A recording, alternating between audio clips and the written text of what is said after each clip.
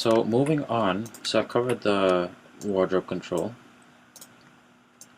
Let's move on to the cloth simulation control.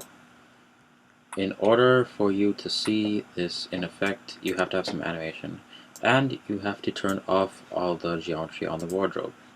Again, an easy way of turning everything off, just turn enable to off. Notice there's not as many options as there are for the wardrobe control. So let's just give her a short dress. And this is in the cloth simulation control. Okay, so when you're running into these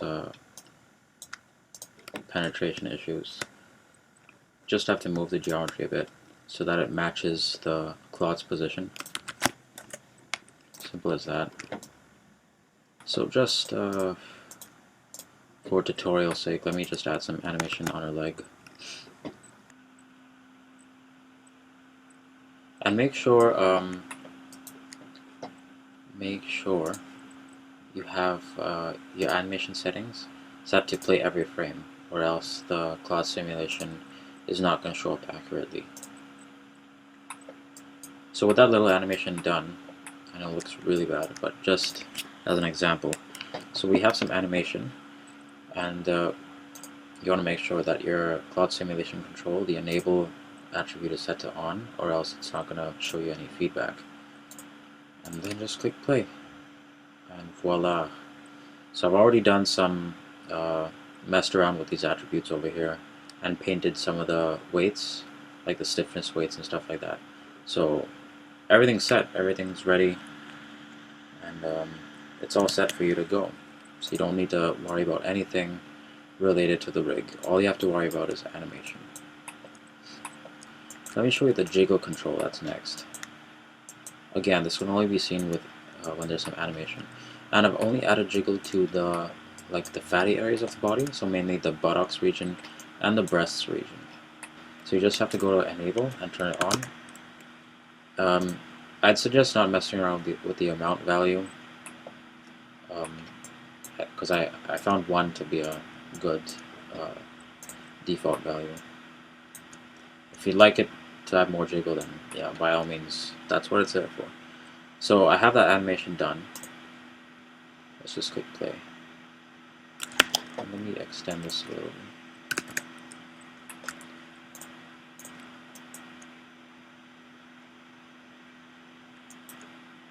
So if you take a play blast, you can see it a little bit better. You won't see any lag going on. But yeah, it's working really nicely. And if you move the chest, then you're going to get some jiggle feedback in the breasts too. But you get the point. I'm not going to animate that now. So just break these connections. So that's the jiggle control. And whenever you're not using any of these, just make sure you disable them, just to avoid running into some lag issues or making Maya crash. So the last one over here, actually, I have to apologize for.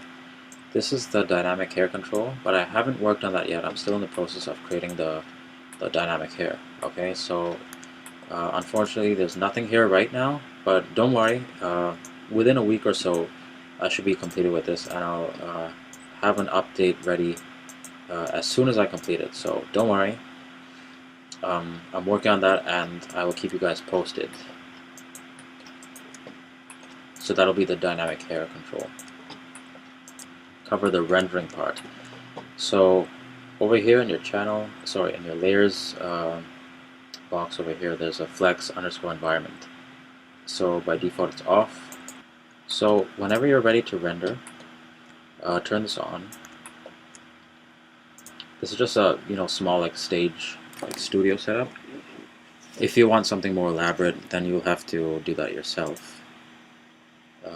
And there is physical sun and sky, so I'd urge you not to delete this node, okay, because that'll mess around with the lighting. By default it's in legacy sampling mode 0x0, and there's some ray tracing, and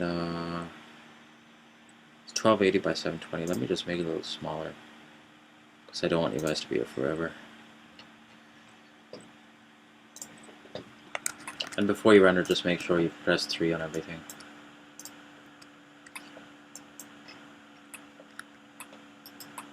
So let me just do a close-up shot of the face so you guys can see some of the detail over here.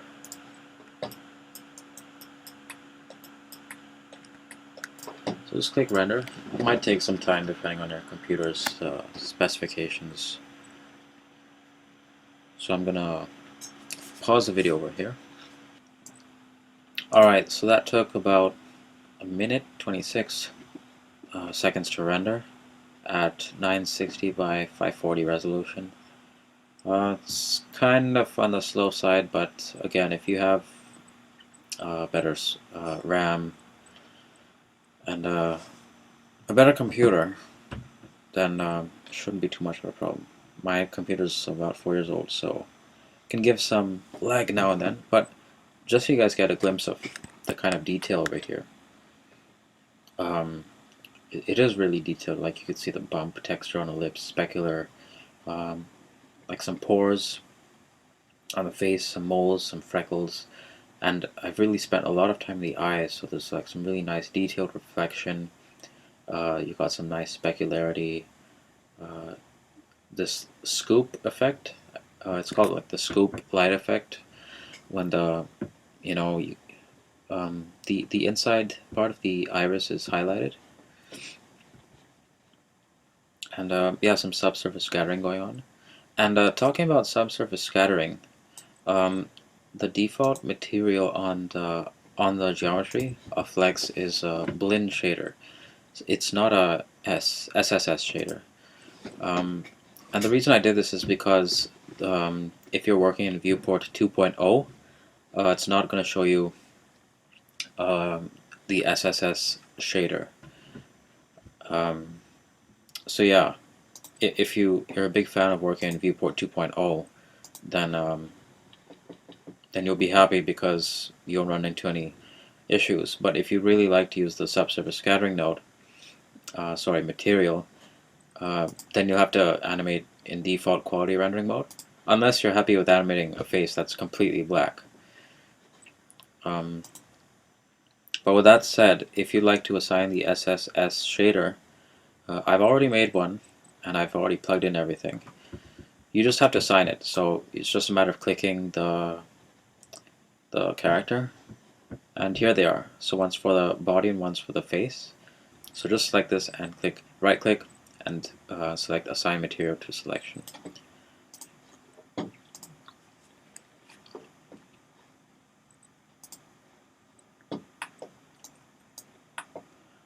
Alright, so I think that's it for now.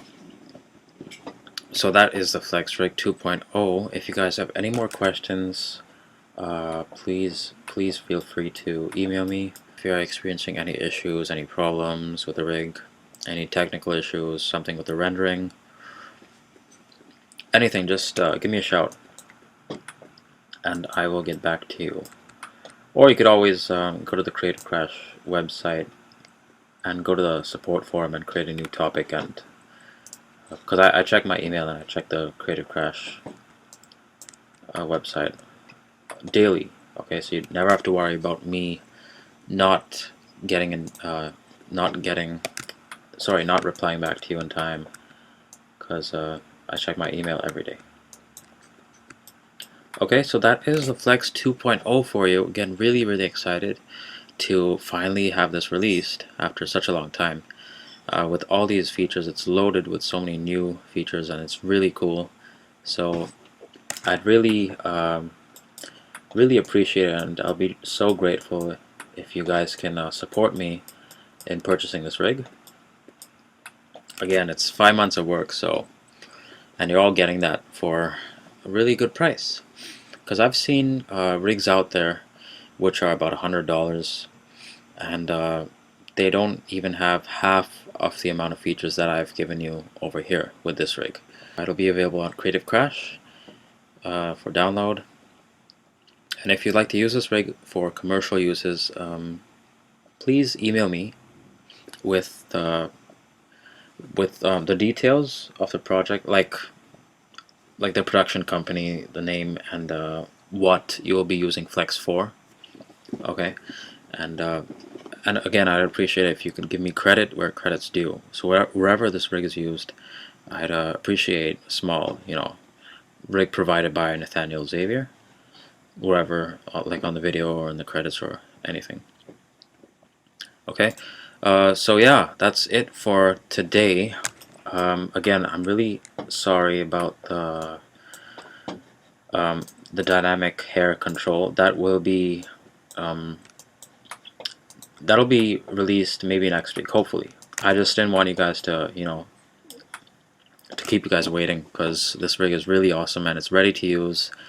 It's completely functional, and hundreds of really nice clothing combinations and texture combinations, so you can customize a character to fit your needs, to exactly how you like it to be. Okay, so anything else, you guys, you know how to contact me. That's it for FleX 2.0, and stay tuned, okay, because maybe within a few months I'm gonna be creating FleX 3.0, and that's gonna be pretty awesome. It's gonna be more awesome than this. If you thought this was awesome, then FleX 3.0 is nothing. That's all I can say for now. But yeah, alright, so peace guys.